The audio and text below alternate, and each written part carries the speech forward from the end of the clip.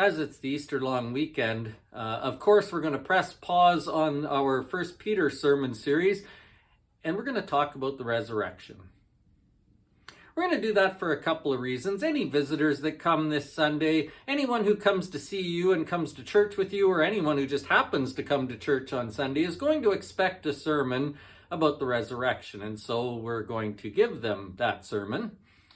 But more importantly, I don't think we think about the resurrection nearly enough. While it's true that every Sunday we talk about the Lord's table, we partake in the Lord's table, we talk about the cross and the sacrifice, we don't often talk much about resurrection or the idea of the resurrection or what the resurrection has done for us. And I think that's a mistake. The resurrection isn't just the end of the story, it is the point of the story. And so we're going to make it the point this Sunday. The sermon is called The Empty Tomb, Why the Resurrection Needs to be Front and Center Every Day.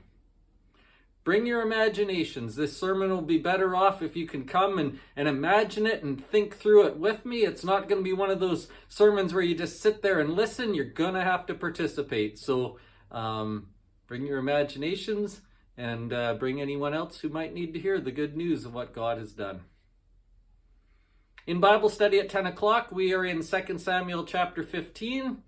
2 Samuel 15 is entitled Absalom's Rebellion. Absalom is David's third son. He is next in line to the throne. The other two older sons are dead.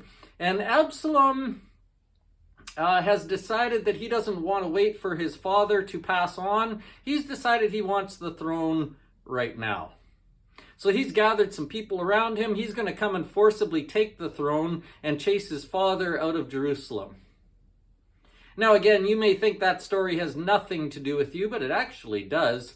The thought patterns and the sinful patterns that we see in Absalom, you're going to recognize from your own life. Sin works in the same way all the time, regardless of what the actual sin is. The pattern is always the same. So we're going to see some thought patterns that Absalom has that I guarantee you have had because I've had them. And we need to avoid those things. So we're going to point them out and make ourselves aware so we can avoid them. The other side of this chapter that's really interesting is David's response to his son's rebellion.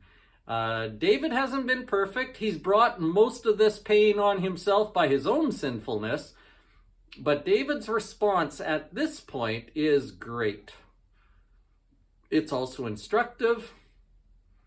It's a great example for us to look at. So go ahead and read 2 Samuel chapter 15 and note what Absalom is doing incorrectly and note David's proper response. And we'll talk about all those things on Sunday morning.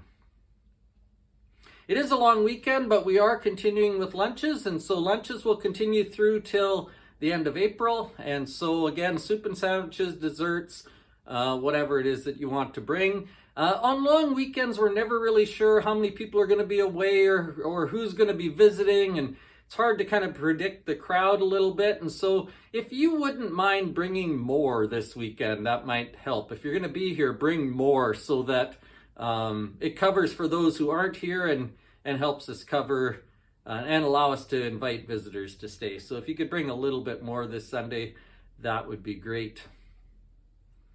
It is starting to get a little bit warmer. I'm told that by the weekend it's going to feel a little like spring. It's going to feel a little like maybe new life and new growth is coming. Talking about the resurrection will make us focus on spiritual life and spiritual growth and give us hope in that way too. We'll see you there.